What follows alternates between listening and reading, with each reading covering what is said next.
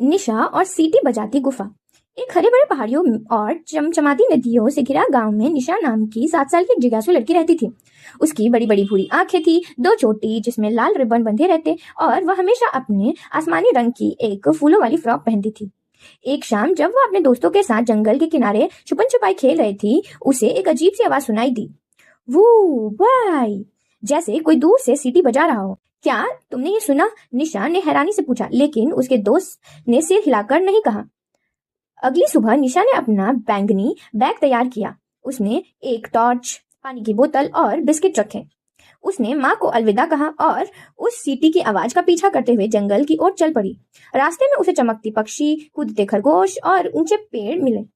थोड़ी देर चलने के बाद वह एक चट्टानी पहाड़ी के पास पहुंची, जहां एक अंधेरी गुफा थी। अब आवाज और तेज आ रही थी।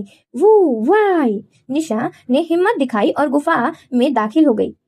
गुफा के अंदर ठंडक थी और दीवारों पर नीले और बैंगनी चमकते पत्थर रास्ता दिखा रहे थे।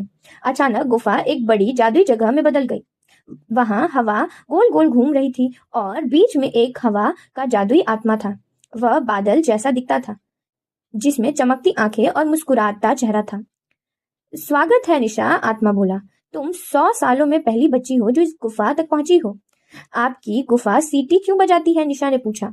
हवा का आत्मा हंसते हुए बोला, यह मेरी पुकार है। मैं ऐसे ही दिलचस्प और दयालु बच्चों को बुलाता हूँ, लेकिन मैं बहुत अकेला हूँ। निशा मुस्कुराई। मैं फिर आऊंगी। अगली बार मैं अपनी बांसुरी लाऊंगी और आपकी सीटी के साथ मिलकर धुन बजाऊंगी। आत्मा की आंखों में चमक आ गई। मुझे बहुत खुशी होगी।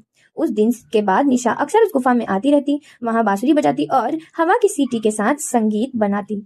अब वो गुफा अकेला नहीं था, वहां मिलन, संगीत और दोस्ती का जादू बस गया था। शिक्षा, जिज्ञासा और साहस से जादुई दोस्त मिल सकते हैं।